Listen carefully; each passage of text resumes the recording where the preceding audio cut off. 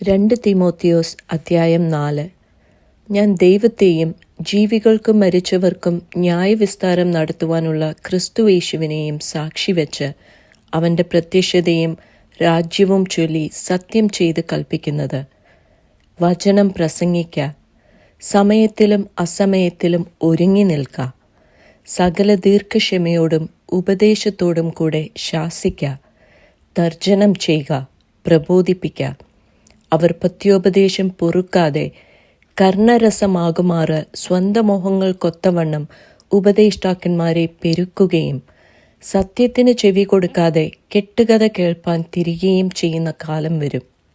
നീയോ സകലത്തിലും നിർമ്മതൻ ആയിരിക്ക, കഷ്ടം സഹിക്ക, സുവിശേഷകന്റെ പ്രവൃത്തി ചെയ്യുക, നിന്റെ ശുശ്രൂഷ നിറപടിയായി നിവർത്തിക്ക. ഞാനോ ഇപ്പോൾ തന്നെ പാനീയയാഗമായി ഒഴിക്കപ്പെടുന്നു. എൻ്റെ നിര്യാണകാലവും അടുത്തിരിക്കുന്നു. ഞാൻ നല്ല പോർ പൊരുതു, ഓട്ടം തികച്ചു, വിശ്വാസം കാത്തു.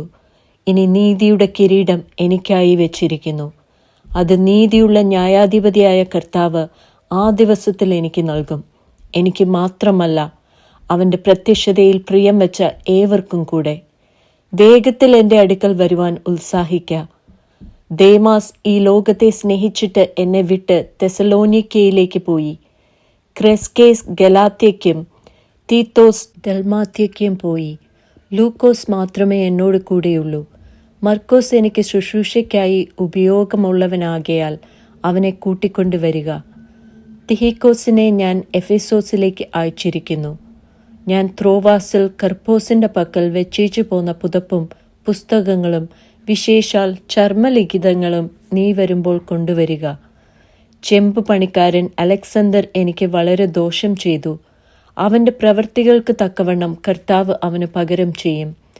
അവൻ നമ്മുടെ പ്രസംഗത്തോട് അത്യന്തം എതിർത്ത് നിന്നതുകൊണ്ട് നീയും അവനെ സൂക്ഷിച്ചു കൊള്ളുക. എൻ്റെ ഒന്നാം പ്രതിവാദത്തിൽ ആരും എനിക്ക് തുണ നിന്നില്ല. എല്ലാവരും എന്നെ കൈവിട്ടു. അത് അവർക്ക് കണക്കിടാതിരിക്കട്ടെ.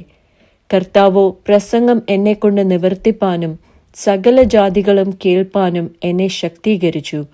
അങ്ങനെ ഞാൻ സിംഹത്തിൻ്റെ വായിൽ നിന്ന് രക്ഷ പ്രാപിച്ചു.